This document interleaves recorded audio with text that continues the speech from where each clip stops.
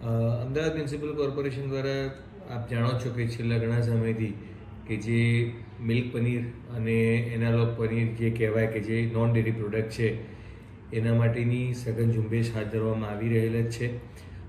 છેલ્લા 3 માસમાં એ ઝુંબેશ વધુ સઘન બનાવવામાં આવેલ અને જે સેમ્પલોમાં એનાલોગ પનીર મળેલ એની વિરુદ્ધમાં FSI એક્ટ અંતર્ગત કાયદાકીય કાર્યવાહી હાથ ધરવામાં આવી છે.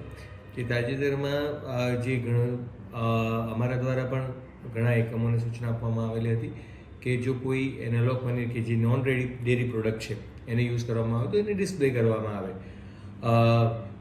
અત્યારે તમામ યુનિટોને અમારા દ્વારા જાણ કરવામાં આવી છે કે એ લોકો જો જે પ્રકારના પનીરનો ઉપયોગ કરતો હોય એ ગ્રાહકો સ્પષ્ટ રીતે વાંચી શકે એ રીતે એને ડિસ્પ્લે કરવાનું રહેશે.